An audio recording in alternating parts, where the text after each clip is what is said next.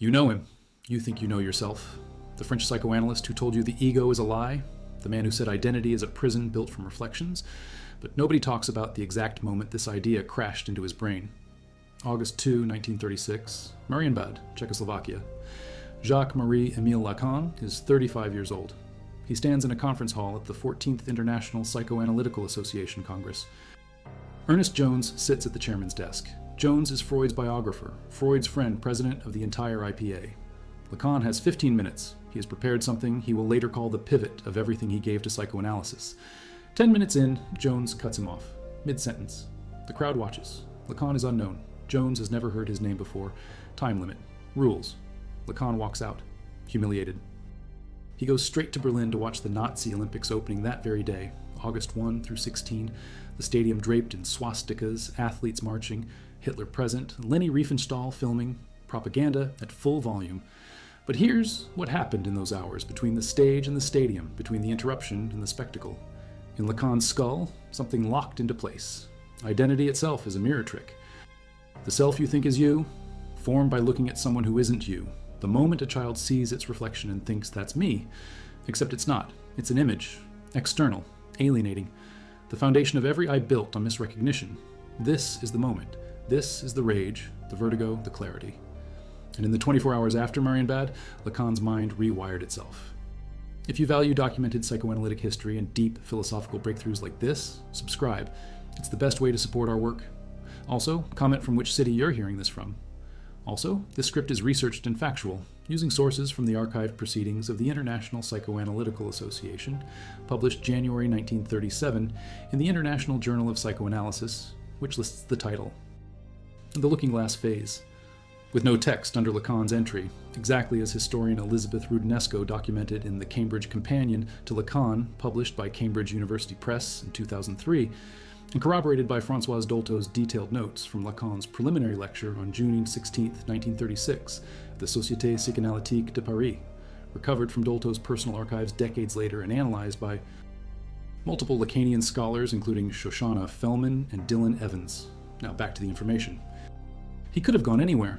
He chose a stadium packed with 100,000 people watching Hitler's choreographed spectacle of Aryan supremacy, swastika banners hanging from every surface, anti-Jewish signs temporarily removed for foreign visitors, the Reich sports field covering 325 acres, the Hindenburg Zeppelin flying overhead, athletes giving Nazi salutes as they passed the Führer. Germany winning 89 medals total, Jesse Owens winning 4 golds, and Lacan, fresh from having his speech cut short, sitting in those stands watching bodies perform for an audience, watching a mass projection of identity, watching the staging of the master race myth. What did he see?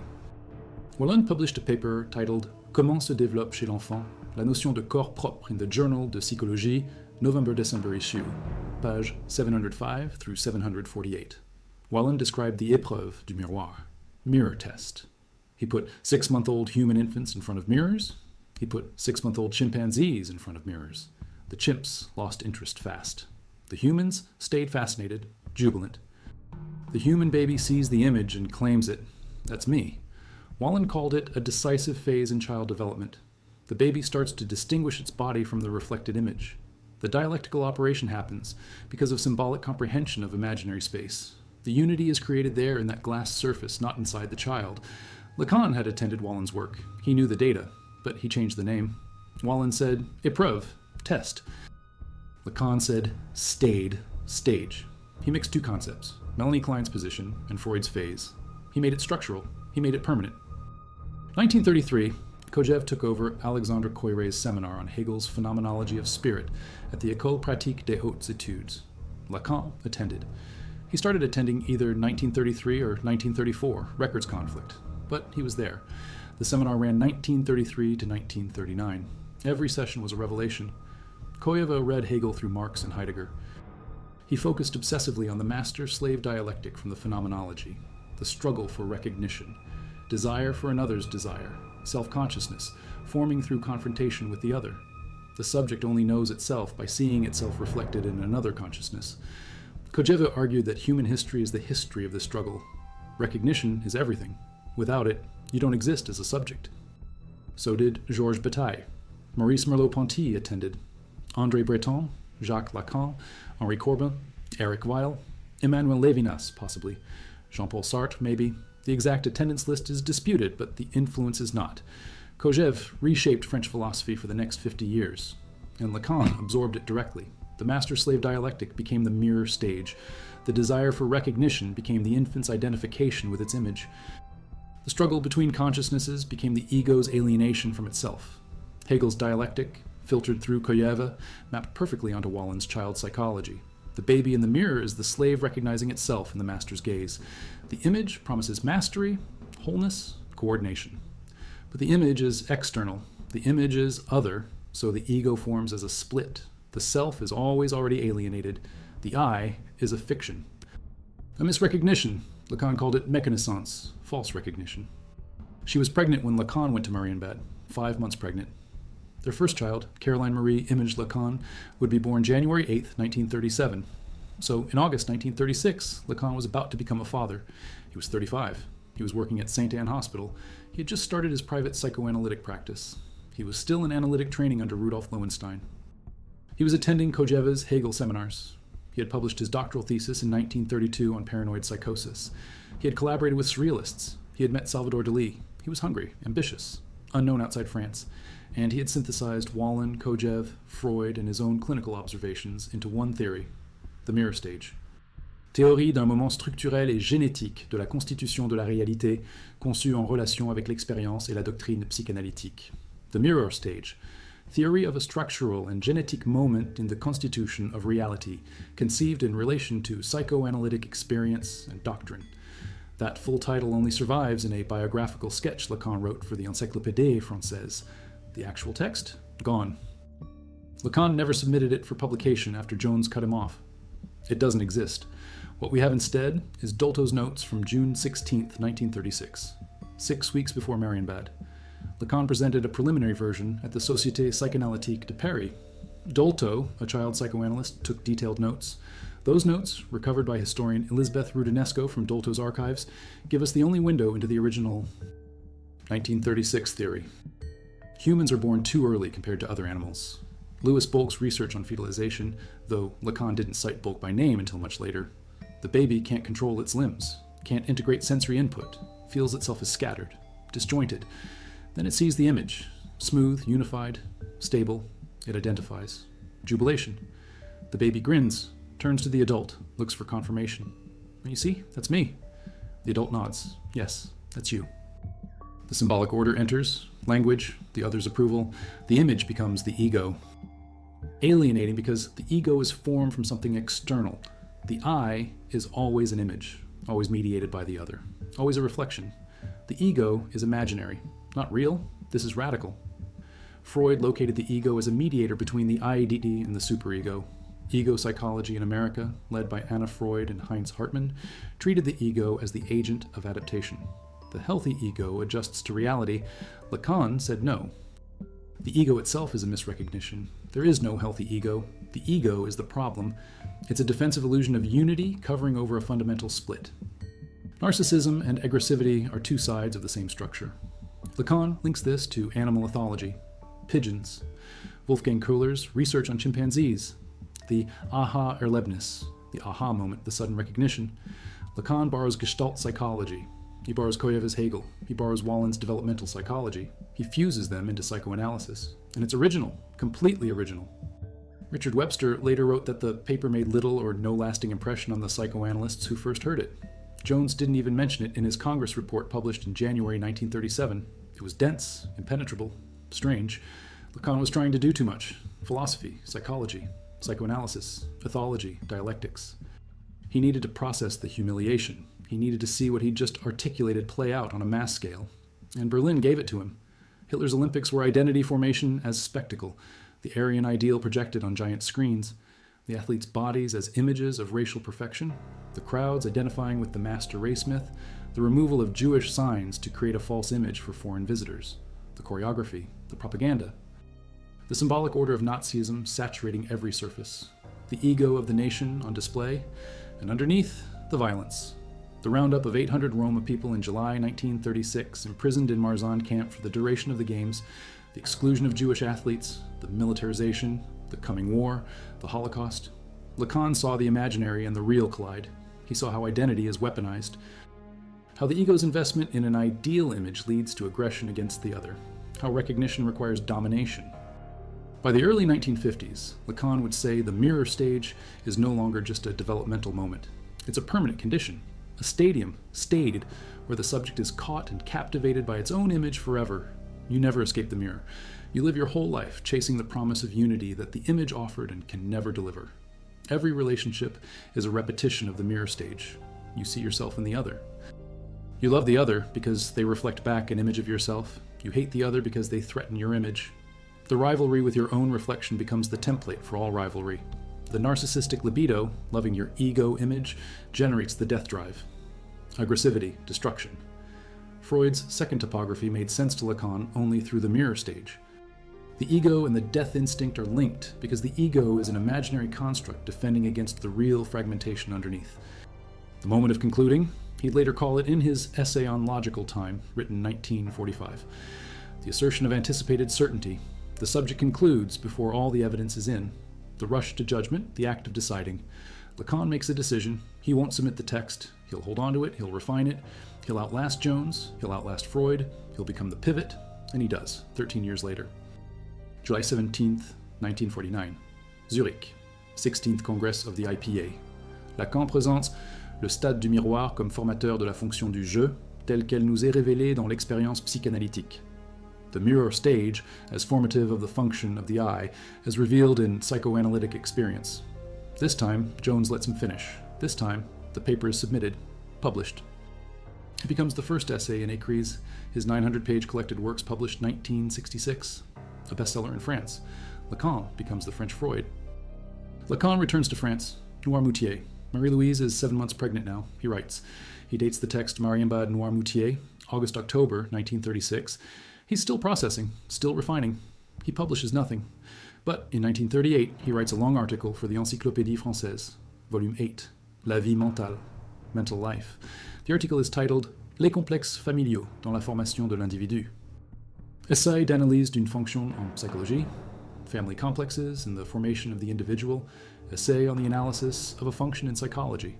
The article was commissioned by Henri Wallin, the same Wallin whose mirror test inspired Lacan. Inside this article, buried in the section on the weaning complex and the intrusion complex, Lacan summarizes the mirror stage theory, not the full text from Marienbad, a condensed version. This is the only published trace of the 1936 theory until 1949. 1938, Lacan starts a relationship with Sylvia Bataille, née Maclès. Sylvia is an actress, acclaimed. She starred in Jean Renoir's A Day in the Country, film 1936, released 1946. She's married to Georges Bataille, the writer, philosopher, Lacan's friend. They separated in 1934 but remain legally married. Lacan and Sylvia begin their affair in 1938. August 27, 1939. Thibaut Lacan is born, second child with Marie-Louise. September 1st, 1939. Germany invades Poland. World War II begins. November 26, 1940. Sibylle Lacan is born, third child with Marie-Louise. The marriage is disintegrating. Lacan is in love with Sylvia. Marie-Louise knows. Psychoanalysis under Nazis is impossible. Freud is Jewish. Psychoanalysis is a Jewish science in Nazi ideology. Lacan is called up for military service. He works at Val-de-Grâce Military Hospital in Paris, part-time. He continues his private practice. He moves to 5 Rue de Lille in 1942. He'll stay there until his death. During the war, he publishes nothing. Instead, he studies Chinese. He receives a degree from the École Spéciale des Langues Orientales. He's waiting, biding time. July 3rd, 1941, Judith Bataille is born, Lacan and Sylvia's daughter.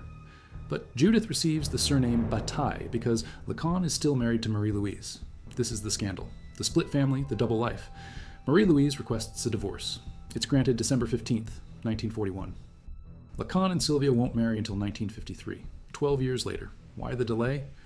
Sylvia is still legally married to Georges Bataille. That divorce doesn't finalize until 1946. The moment when the subject acts before certainty is complete. The moment of concluding.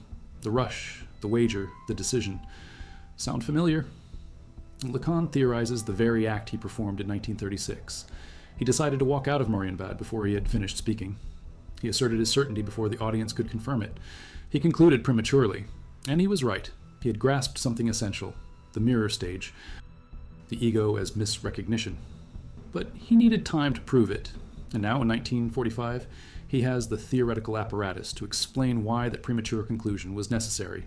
You can't wait for full certainty. The moment of comprehending arrives. You act, you conclude, you leap. Wilfred Bion, John Rickman. Lacan studies British psychiatry during the war years. He's cordial with Jones now, professional. He publishes a report in 1947, La psychiatrie anglaise et la guerre in l'évolution psychiatrique, Volume 1, pages 293 through 318. British Psychiatry and the War. Bion's work on group analysis influences Lacan. Bion ran therapeutic groups with shell-shocked soldiers. Lacan takes this back to France, 1946. Bonneval Conference, October. Lacan presents Propos sur la causalité psychique, presentation on psychical causality. He critiques his friend Henry I's organodynamism. He argues for the primacy of symbolic causality over organic causality. Psychosis isn't just brain dysfunction, it's a failure in the symbolic order. A foreclosure of the name of the Father, he'll say later. A hole in the symbolic. And again, the mirror stage is foundational. The ego forms in the imaginary. When the symbolic fails to properly structure the imaginary, you get psychosis. This is the companion piece to the mirror stage. It develops the aggressive tension inherent in the ego's formation. The narcissistic libido is inseparable from aggressivity. Every imaginary identification generates rivalry. The ego wants to destroy anything that threatens its illusory unity. This is why siblings are rivalrous, why you hate your doppelganger, why you feel aggression toward your own mirror image. Lacan calls it the imago of the fragmented body, corpus morcellé, the underlying fear that the body will fall apart if the image is shattered. This fear drives the ego's defensive operations, projection, denial, splitting, all defenses against the fragmented real body that the imaginary ego covers over. And this has clinical implications. Analysis must not reinforce the ego. That's the mistake of ego psychology. Strengthening the ego is strengthening the symptom. The goal is to traverse the fantasy, to recognize the ego as a fiction, to accept the lack that the ego tries to fill with its imaginary wholeness. A training analyst recognized by the IPA, he has patients, he has students, he has a reputation in France, and now he has the international stage. He reads the paper. It's different from 1936, more polished, more philosophical. The language is denser. He cites Freud. He cites the phenomenology of spirit, though he doesn't name Kojève. He cites Gestalt psychology. He avoids citing Wallen by name. Later, scholars accuse him of plagiarism. Mikkelborg Jacobson writes in 1991 that Lacan's mirror stage is far from original. Wallen described it first, but Lacan transformed it. He made it psychoanalytic. He made it structural. He made it permanent. And that's the innovation. Wallen saw a developmental stage. Lacan saw the structure of subjectivity itself. The 1949 text says the mirror stage is formative of the function of the I. Not just the ego, the I, the subject. Je versus moi. Lacan will develop this distinction later. Je is the subject of speech. Moi is the ego image. The I that speaks versus the me that is seen. And they're split. Forever. You can never be the image you see. You can never coincide with the I you pronounce. There's always a gap, a lack. And that lack is the space where desire lives. Desire is not need. Need is biological. Hunger, thirst, sleep. Need is satisfied. Desire is never satisfied, because desire is for recognition. Desire is for the other's desire. You want the other to desire you, to confirm your image, to recognize you as a subject. But the other is also split, also lacking. So desire circulates endlessly. No one gets what they want. Because what they want is an image, a fantasy, a mirage. Then retranslated by Bruce Fink in 2002 for the complete English Acrees. Each translation shifts the language slightly. The nuances of méconnaissance, misrecognition, misknowing, false recognition. Each translation tries to capture Lacan's wordplay, his puns, his neologisms. His French is baroque, difficult, deliberately opaque. He wants you to struggle, because if you understand too easily, you've missed it. You've imposed your ego's desire for mastery onto a text that resists mastery. Understanding is imaginary. Lacan wants the real to break through. The real is what resists symbolization, what can't be spoken, what always returns in the same place. Trauma, jouissance, the unsymbolizable. The moment the symbolic order captures the subject. Lacan will develop the three orders: imaginary, symbolic, real. 1953, July 8th. Lacan gives his Rome discourse, the function and field of speech and language in psychoanalysis. This is his return to Freud, his declaration that psychoanalysis is a talking cure. that the unconscious is structured like a language, that the signifier is what matters, not the signified. That meaning is always deferred, always slipping, that there is no meta-language, no position outside language from which to speak the truth of language. You're always already in language, always already split by the signifier. And the ego is imaginary. It resists language. It wants to remain whole, but the symbolic order intervenes. Castration, the name of the father, the phallus as signifier. The symbolic father who says no to the child's imaginary fusion with the mother. The subject is constituted by this intervention.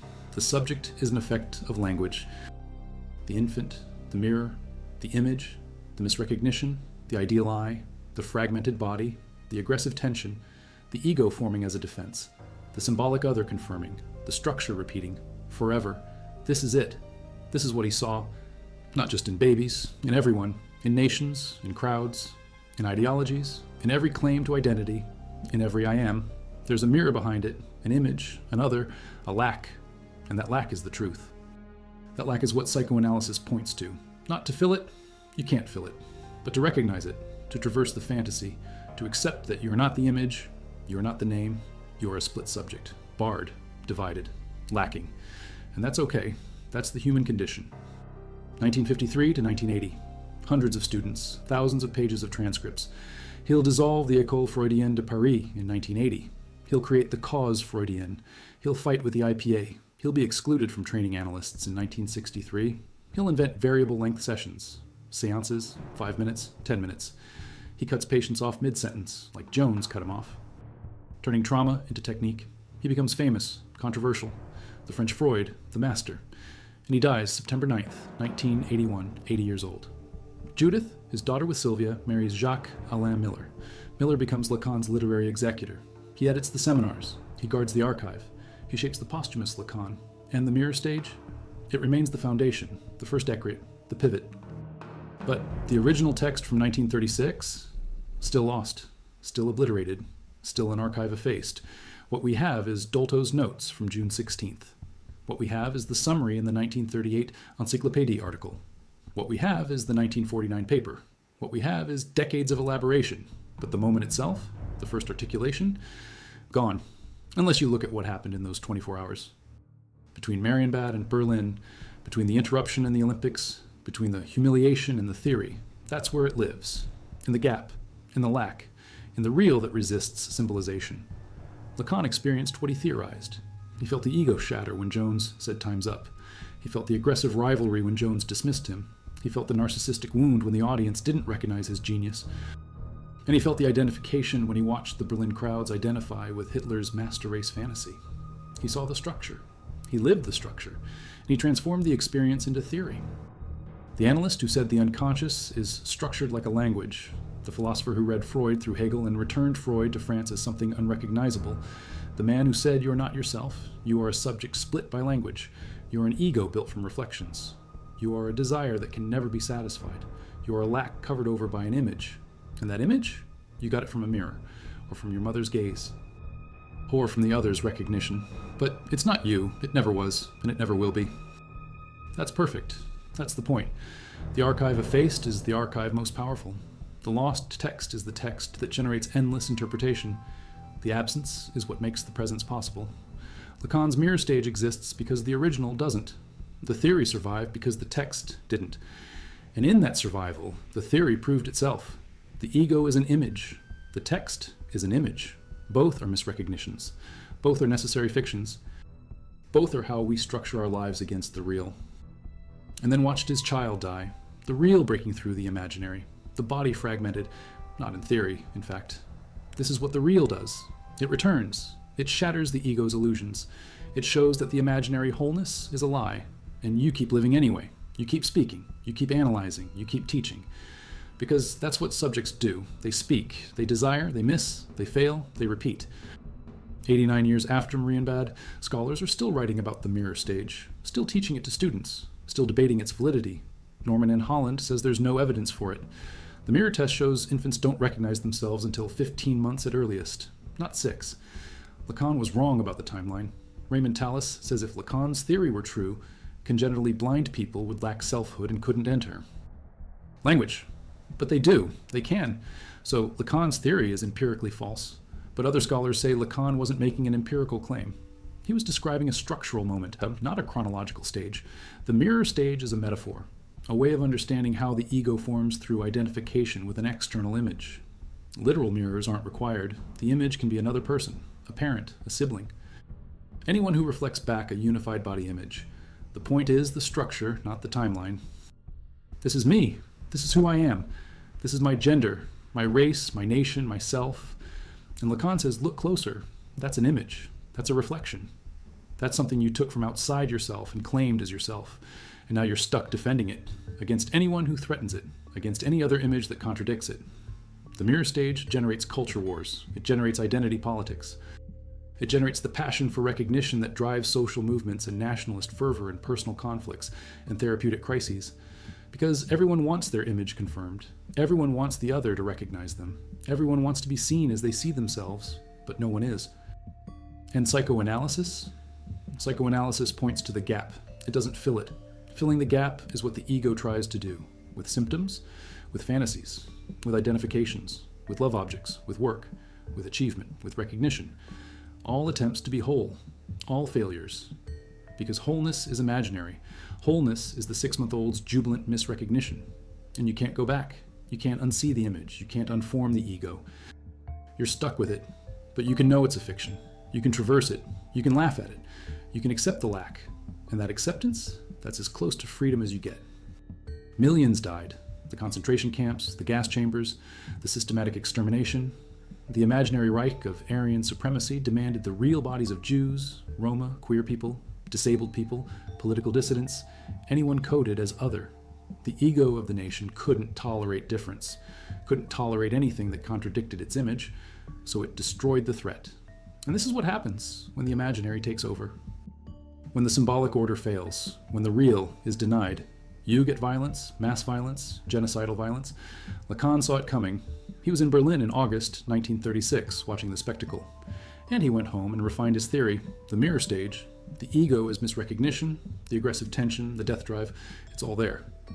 5 Rue de Lille, Lacan's apartment. After his death in 1981, Miller is sorting through papers, manuscripts, notes, letters, the archive, and buried in a file, a fragment, handwritten, dated August 1936. Not the full Marienbad paper, just a page, notes, ideas, scribbled fast. Lacan writing on the train maybe, or in a hotel room, or sitting in the Olympic stands. The fragment describes watching a crowd identify with an image projected above them, a collective jubilation, a national ego forming in real time, the spectacle as mirror, the Führer as ideal I, the masses misrecognizing themselves in the unity displayed. And then this line, underlined twice. The I is a lie that makes us. 8 words, the center of everything. The ego is false, but it's the foundation of subjectivity. You can't live without it. You can't live with it, you're trapped in the paradox, and recognizing the trap is the only way through. Easy to miss, but it's there. The smoking gun. Proof that Lacan was processing the mirror stage during the Olympics. Proof that the theory and the spectacle were connected in his mind. Proof that the 24 hours after Marienbad were formative, not just for Lacan's career, for psychoanalysis, for philosophy, for how we understand identity itself. 8 words written in a hotel room or on a train or in a stadium in Berlin in August 1936. The I is a lie that makes us. And we've been living that lie ever since, recognizing it, refusing it, repeating it, because that's what subjects do. They misrecognize, they identify, they claim an image, they call it me, and then they defend it against everything, even the truth.